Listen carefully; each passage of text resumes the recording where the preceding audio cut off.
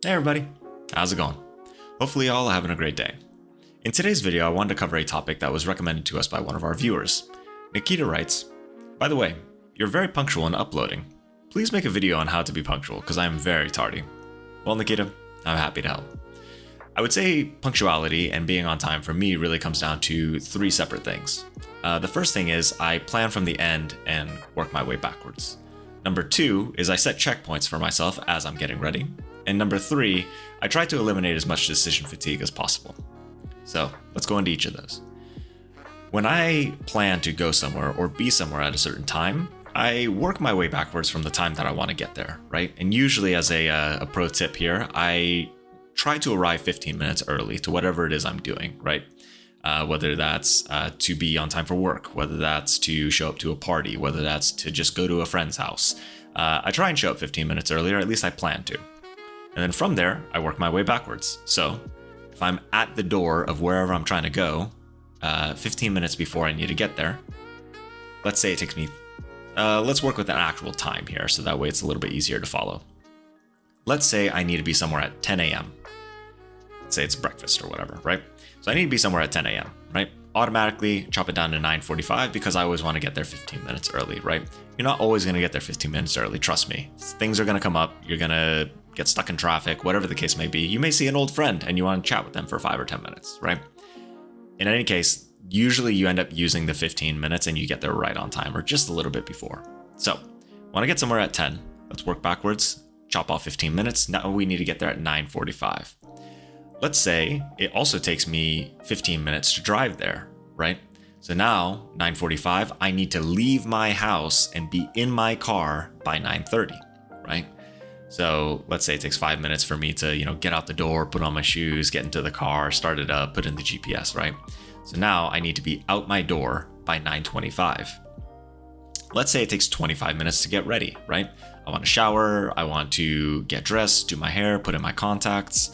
So that's going to take me about 25 minutes, right?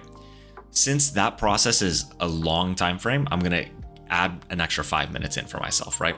So instead of it being 9:25 to 9, it's going to be 9:25 to 8:55, right? So I need to be starting to get ready by 8:55, right? Now, when I wake up in the morning, let's say I'm waking up at right when I'm supposed to get ready, I wake up slow. Sometimes I want to just lay in bed, scroll through some memes, do whatever, right? So I'm not going to set my alarm for 8:55 and just wake up and then start getting ready, right? I'm going to give myself a little bit of time, So let's say if I need to start getting ready by 8:55, I'm going to set my alarm for probably 8:30, right? Maybe 8:35, depends on, how rebellious I'm feeling. But at any rate, I'll set my alarm for 8:30. Now, let's work our way through our plans, right? I've set my alarm for 8:30. I realistically need to get out of bed and start getting ready by 8:50, right? Because our timer starts at 8:55. So 8:30 to 8:50, I have a 20-minute window to kind of just get up as I please. If I want to snooze a little bit, I can. If I want to get up and make a protein shake, I can, right? So then once 8:50-ish hits, 8:55, I'm going to start my process of getting ready. I'm going to get into the shower, I'm going to wash up, I'm going to change my clothes, I'm going to do my hair, put in my contacts, and then I look at the time. Oh, look at that. It's 8:55. I got to get out the door, right? Or I'm sorry, it's 9:20, right?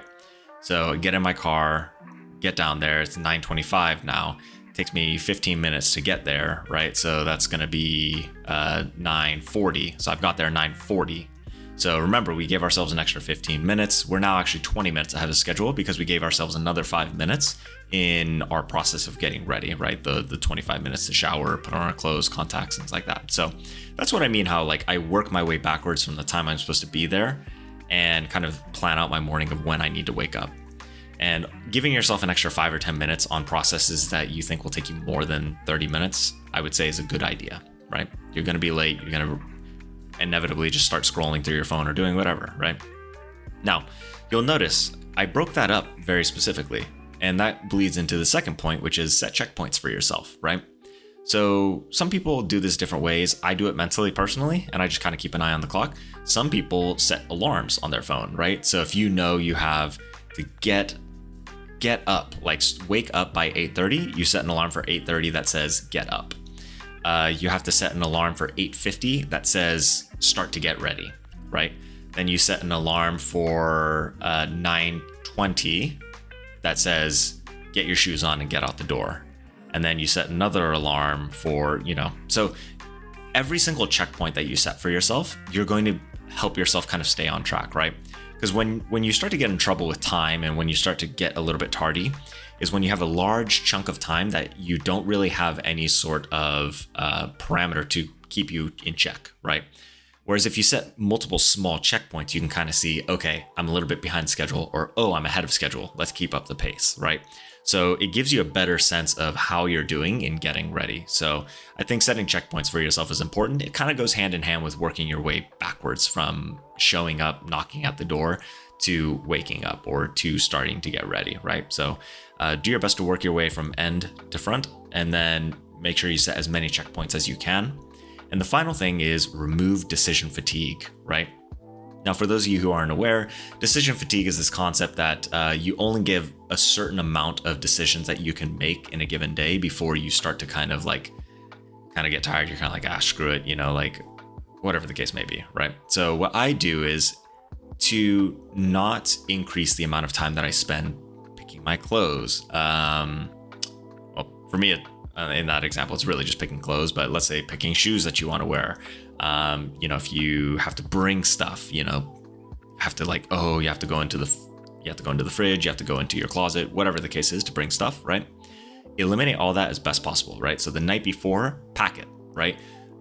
You can put all the stuff by the door. You can put the stuff that you need to bring in the fridge. You could just put it in a bag in the fridge so that in the morning you could just open the fridge, grab the bag and go.